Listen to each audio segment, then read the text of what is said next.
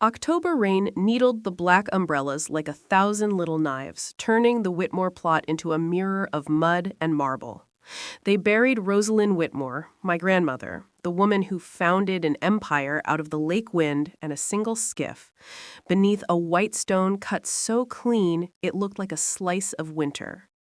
Around me, cashmere, perfume, leather. The Whitmores wore grief like tour.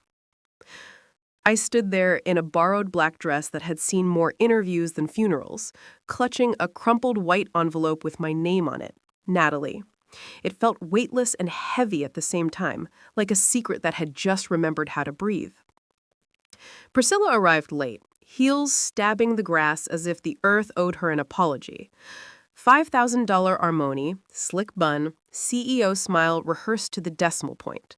She leaned to kiss the air near my cheek. Missed you at the pre-service family toast, Nat. The board was there. Everyone asked about you.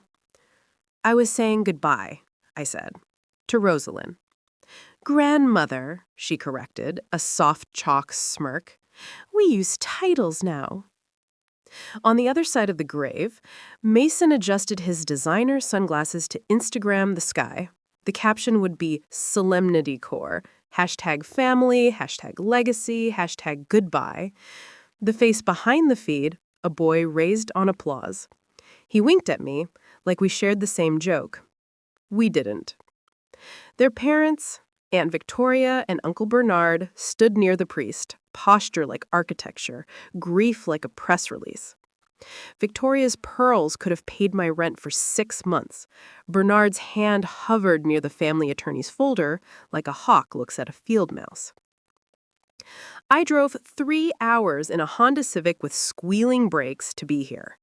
Not for the inheritance. For the woman who once told me, never confuse what glitters with what holds. Rosalind built Whitmore Shipping from the lake up. 1 boat, then 4, then a fleet that turned our name into a verb on multiple coasts. People said she could smell a storm through concrete. The priest's last amen disappeared into the rain, and the umbrellas shifted toward the Rochester Country Club, because Rosalind had left instructions. Read my will where I made my biggest deals. I trailed the procession to a room of mahogany and oil portraits where crystal decanters misted the air with old brandy. The table gleamed like a polished threat. Attorney Harwick adjusted his wire rims, throat clearing as ritual. Rosalind reviewed this will 1 week before her passing. Victoria folded her hands like a queen at a swearing-in. We understand. No one understood anything. Not the mud still drying on her shoes, not the envelope refusing to leave my hand, not the simple truth that I had spent the last 6 years teaching high school history at Lincoln High, grading essays at a thrifted kitchen table, while my family brand managed immortality. Harwick began. To my daughter Victoria Whitmore and her husband Bernard, I leave the Hamptons estate and the investment portfolio contained in account ending 4471. Victoria's ventriloquized gasp landed on cue. Bernard squeezed her hand. Somewhere, a dead woman's planning clicked into place. To my grandson, Mason Whitmore, I leave the Manhattan penthouse and the yacht Serenity, presently moored in Newport. Mason's sunglasses lifted for the first time. Wait, the penthouse and the yacht? His laugh sparkled, the kind people confuse with charm. Then Harwick looked at me. The room arranged its face into politely bored. And to my granddaughter, Natalie Whitmore, he paused, the smallest wince. I leave this. He lifted something light. The envelope I had brought from the graveside. It was the same one. My name in Rosalind's shaky handwriting. My heart stumbled and kept going. Priscilla's laugh rang like cutlery. An envelope? How minimalist. Mason angled his phone, capturing my profile. Zoom in on the moment, babe. I slid a finger under the flap. Inside, 1 plane ticket. Rome. 1 way. Departure in 48 hours. A cheap seat, coach, on a carrier my students make memes about. My throat got dry. Victoria leaned back, face composed. "How thoughtful," she said, sympathy lacquered in money. "A little closure trip." Bernard nodded, a parishioner who'd just seen the collection plate come his way. "At least she wants you to, process things." Harwick cleared his throat. "There is a personal letter from Ms. Whitmore to be opened upon arrival in Rome." Priscilla's eyebrows lipped. "A scavenger hunt? Cute!" I looked down. In the lower right corner of the envelope, barely visible in pencil, a number. 1947. Rosalind was 22 in 1947, the year after the war ended, the year before the boat. The first year a Whitmore put something in water and asked it to carry a life. That concluded the distribution, Harwick said, shutting the leather folder with a funeral of its own. Chairs scraped, perfume exhaled, deals began to draft themselves in the corners of the room. I slid the ticket back into the envelope and stood. "You're not actually going?" Priscilla said. It wasn't a question. It was a command dressed in concern. "I am." "On a coach ticket?" Mason smirked. "At least upgrade your trauma." Victoria touched my arm, cool fingers that could sign away continents. "Natalie, darling, your grandmother always said you lacked the appetite for our world. She loved you, in her way. Perhaps this is her way of giving you the faintest pause, a beautiful goodbye." Across the room, my father, George, had stayed silent the whole time, the old grief for my mother, Diana, floating behind his eyes like a familiar constellation. He gave me a tiny nod. "Trust yourself." It was how he looked at me when I told him I was choosing public school kids over legacy positions and corner offices that came with names engraved in the glass. I stepped into the rain with the envelope burning cold in my hand. By the time I reached my Honda, laughter from the club had already found new subjects. The wipers squealed as I pulled onto the road, and a memory cracked open like a seed. Rosaline, at her chessboard, the polished walnut one she kept in her study. I was 10, legs not long enough to touch the floor, chin barely clearing the edge. She had sacrificed her queen 3 moves ago. I couldn't stop staring at the empty square.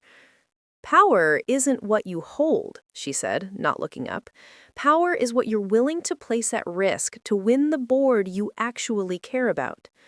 "What board do we care about?" I asked. Her eyes flicked to mine, gray and unreadable. "You'll know when the first move looks like a mistake." My alarm still went off at 5:30 a.m. the next morning. The water stain on my ceiling still resembled the state of Texas if Texas had been left in the wash too long. Mrs. Chen still did her morning tai chi across our paper-thin wall. Lincoln High still waited with its buzzing lights and underfunded photocopiers and kids who could tell you exactly how a city neglects and survives at the same time. During third period, Jasmine, my sharpest junior, watched me with her detective eyes. "You okay, Miss Whitmore? You keep looking at the clock like it owes you money." "I'm fine," I lied. "We're talking the Revolutionary War, remember? Sometimes the most important battles start with a letter no one expected." She grinned. "Bars." At lunch, I sat at the corner table with my coffee and a decision that tasted like rust and adrenaline. My bank app told me a number that did not consent to international spontaneity, rent due in 5 days, breaks screaming for mercy, 44 essays stacked in my bag like bricks. Logic lined up its objections in alphabetical order. Then I called my father. "I'm going," I said. "I figured," George replied, warm and tired and proud, in the same breath. "Your grandmother called me last month. She asked me to support whatever you decided after the funeral." "She called you?" "She didn't say much, just that sometimes the smallest gift is a door, and not everyone recognizes doors." I booked the ticket before I could unbook the courage.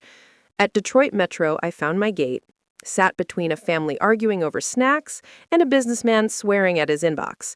I took out the envelope, creased, soft, stubborn, and finally saw what my nerves had missed. A second line of pencil under 1947. It wasn't a number. It was a shape. A tiny rook, sketched as if someone's hand had remembered to be unguarded for 1 second. The boarding call dissolved the terminal into motion. I took 32B, the middle seat that makes everyone philosophical.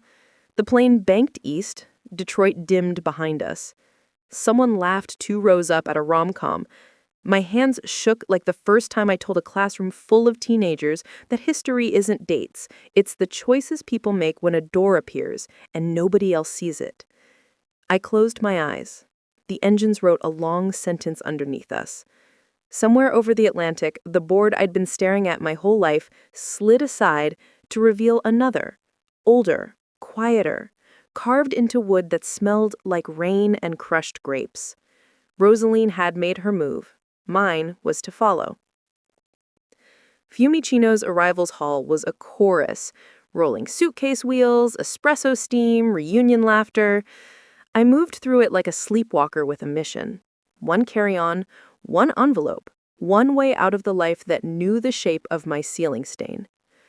A woman held a sign near the exit, Natalie Whitmore.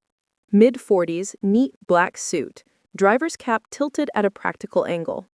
Her posture said ex-military or ballet, something that taught you how to hold a line.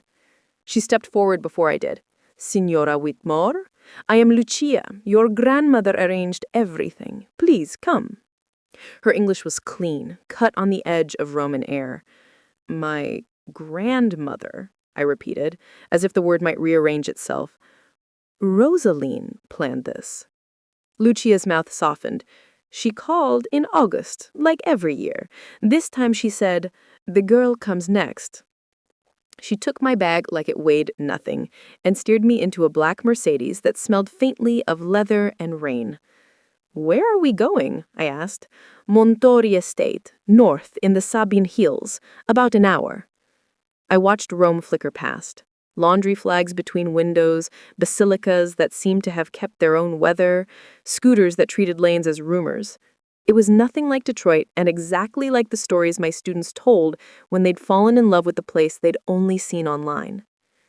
"How long did you know her?" I asked. "Vent'anni, 20 years. My father drove for Mrs. Whitmore before me." Lucia's hands were still on the wheel, but her eyes caught mine in the rear view. "She was precise, kind, but only after she measured you." I almost laughed. That sounds right. We left the city's noise like you leave a stage.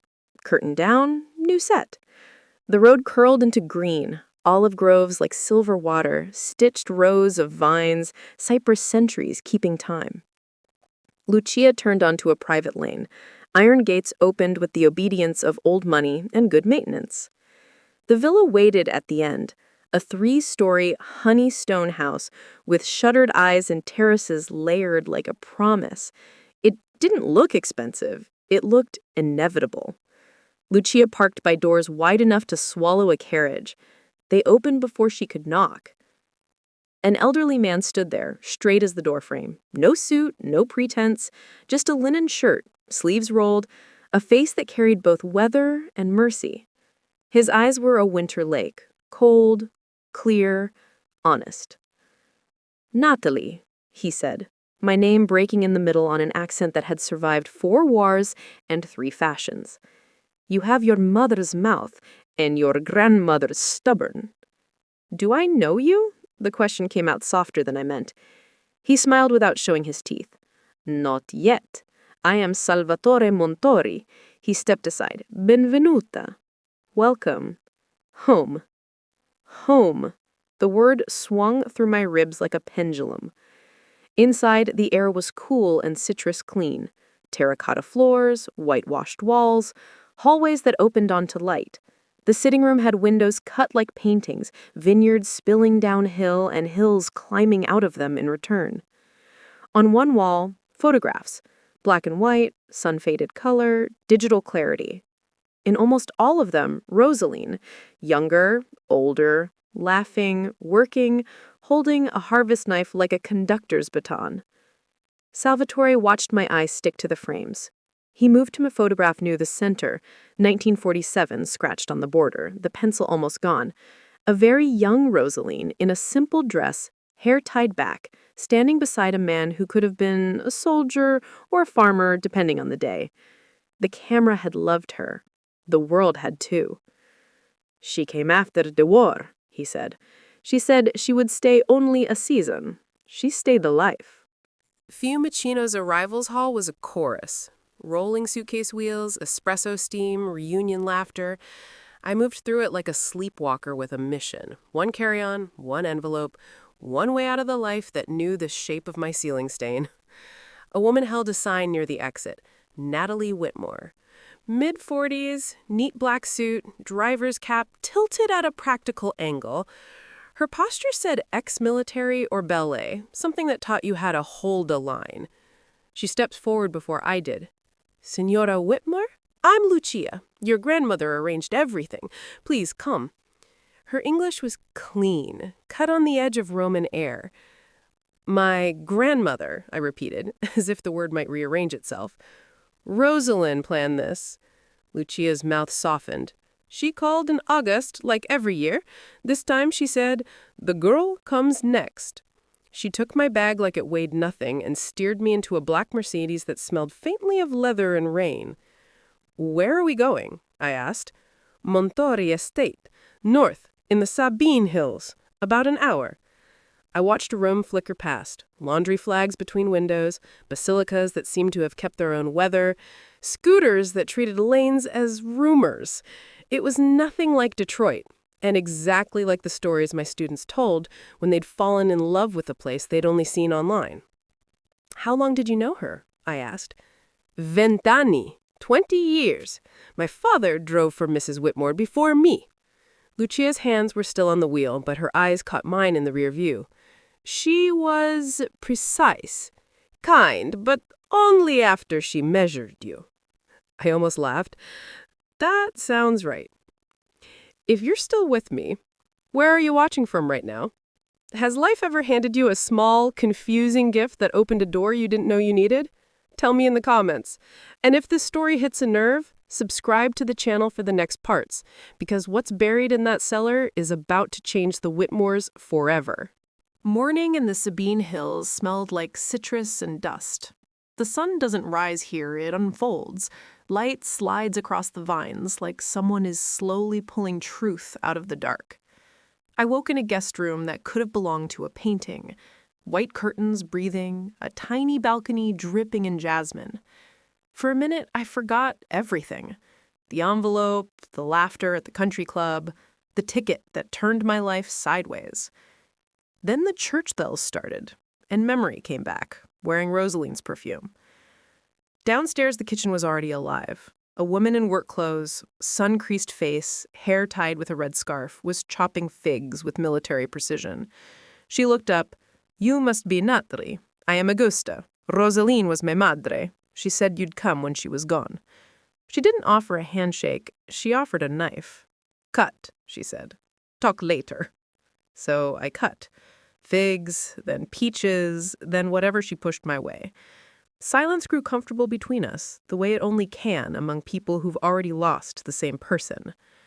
After breakfast, she led me through the vineyard. The ground gave softly under our boots. The grapes hung heavy, almost indecent in their ripeness. "This land keeps secrets," Augusta said. "Rosaline knew everyone." "Did she ever talk about America?" I asked. "Only when the moon was new. Then she'd drink too much and says she left half her heart in a country that forgot how to feel." She smiled without looking at me. "Maybe you are that half." We reached the bottling house, a stone barn with steel inside. 2 people waved from the loading dock. Marco and Elena, Augusta's children. Marco was all shoulders and laughter. Elena, quiet, sharp eyes, notebook in her pocket. They hugged me like I'd come home from a war I didn't know I was fighting. When Elena pulled back, she whispered, "She said you'd be the one to see it." "See what?" She just pointed toward the main house. The cellar. The other door. By noon, Salvatore and Augusta led me back underground. The air was cooler now, the barrels breathing out slow ghosts of fermentation. At the far end, the little hidden room waited, the chessboard exactly as I'd left it. On the wall behind it, sunlight from a tiny window fell in a narrow strip across a portrait half covered in dust. Rosaline Younger, standing beside a ship's wheel with the name Ardente carved on it. Under the frame, carved directly into the stone, were letters I hadn't seen before. 1947. Eredità, fiducia. Augusta touched the carving. Inheritance, trust. She said those words built this family. She built 2 families, I said, before I could stop myself. Augusta turned, the knife edge of honesty in her eyes. Yes, and she made one of them honest. That's why you are here. She handed me a dusty binder wrapped in twine. Inside, financial statements, shipping manifests, photographs. And on the last page, a single note in Rosaline's hand. To whoever finds the courage to open both doors, the one made of steel and the one made of soul. Do not choose between them. Merge them. Underneath was a contact number in New York City, a law firm. Rosaline's handwriting trembled, but the name was clear. Whitmore Vineyards International Holdings. Salvatore looked over my shoulder. She was moving everything here. The shipping company, the vineyard, the patents. But she died before the transfer was public. So the family thinks that they inherited power. You inherited control. My hands started to shake. I don't want power. He nodded. That's why she trusted you. That night, the estate gathered for dinner. Long table, candles dripping wax like slow applause. The first bottle of Eredità Rosso was opened with ceremony. Augusta raised her glass. To Rosaline, she said. To the woman who taught us that the best fruit grows in the shadow. We drank. The wine burned warm. Truth in liquid form. Halfway through dessert, my phone buzzed. Priscilla. I let it ring once, twice, 3 times before I answered. Her voice was brittle. Natalie, something's wrong. I walked onto the terrace, moonlight slicing the tiles. What happened? The company's in freefall. The auditors found discrepancies. Millions. The press is asking questions. The board blames me. Uncle Bernet says the accounts were fabricated. Fabricated? How? I don't know. The Hamptons estate is under seizure. Mason's apartment too. There's nothing left. Nothing. Did she do this to us? No. She did it for you. I don't understand.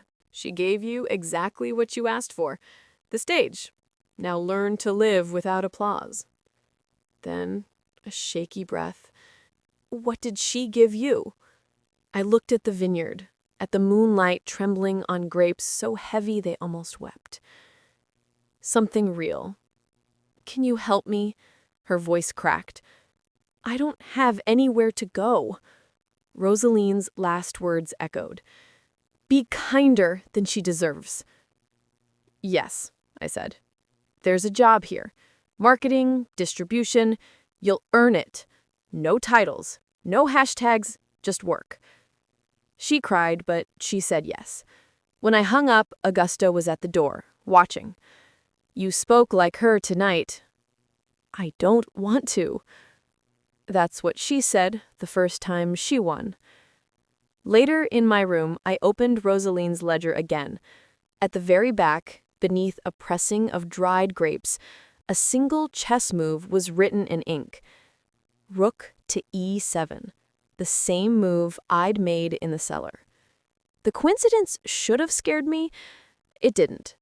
It felt like instruction. I opened my laptop and drafted an email to the New York law firm. Subject line, transfer of assets, Montori Estate. I didn't send it yet. Some games need one more move before you announce them. Outside, wind stirred the vines, and the sea beyond the hills answered. For the first time in years, I wasn't the forgotten Whitmore. I was the continuation of something that started before anyone knew my name. Where are you watching from tonight? Has your life ever collapsed just so something truer could take its place? Drop it in the comments, and if you haven't yet, subscribe to the channel to see how Natalie's final move turns the entire Whitmore legacy upside down. Dawn unstitched the hills with a silver thread. I was at the courtyard table before the swallows.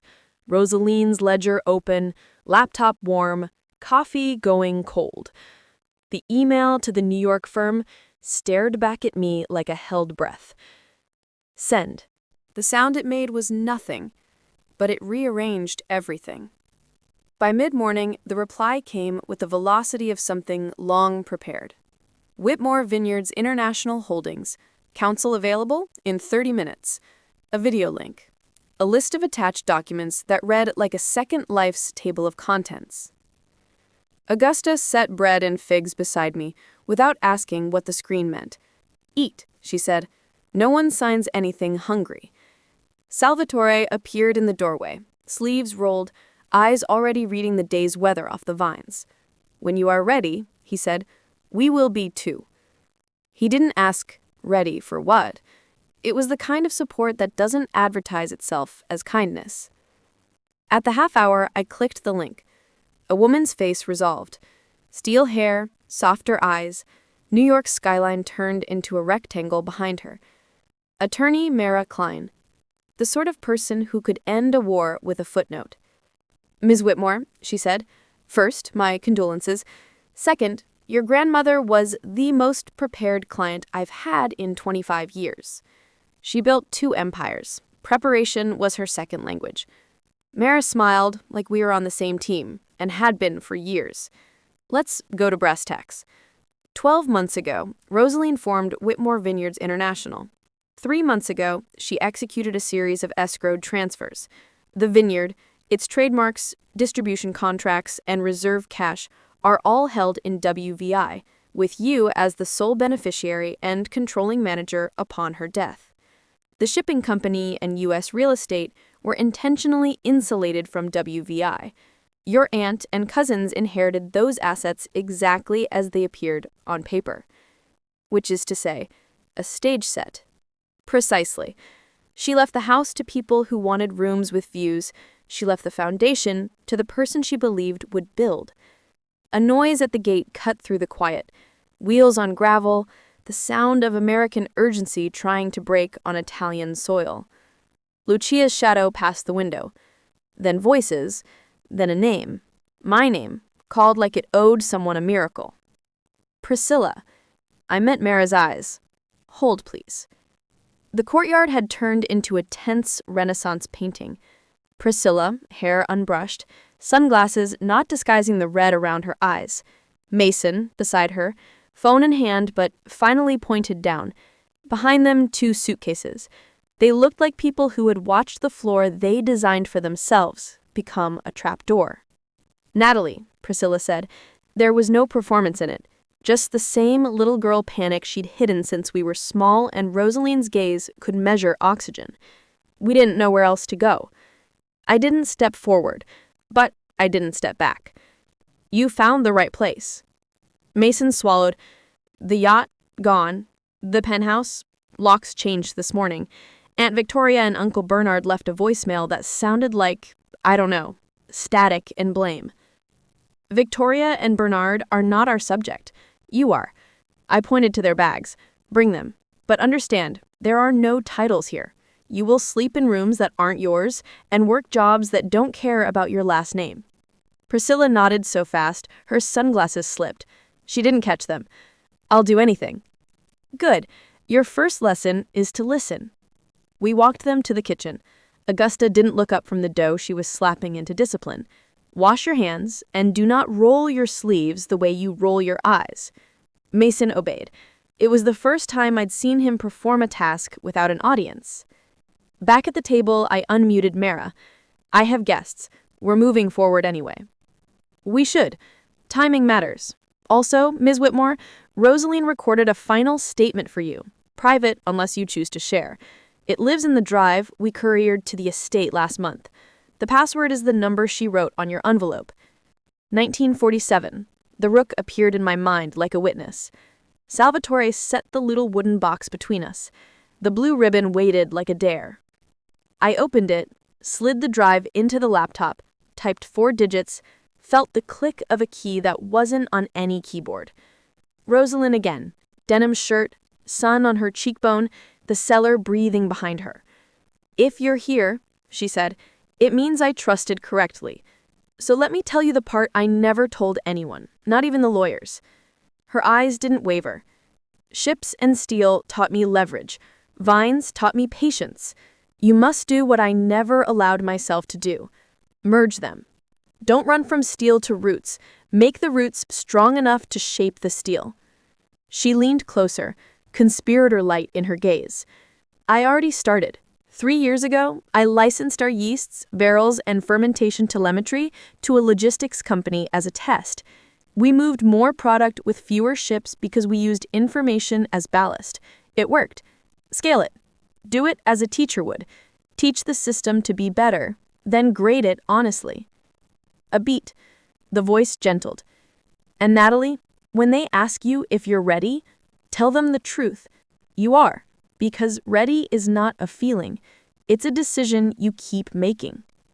The screen went black like a blessing. I turned to Mara. "I want to consolidate European distribution under WVI and rebrand US distribution around transparency, origin, labor, sustainability, the whole uncomfortable truth. And we'll license our fermentation telemetry to third-party vineyards, not just for money, but for network, data flowing 2 ways." Mara's smile sharpened. "You're speaking Rosalind's favorite language. Verbs.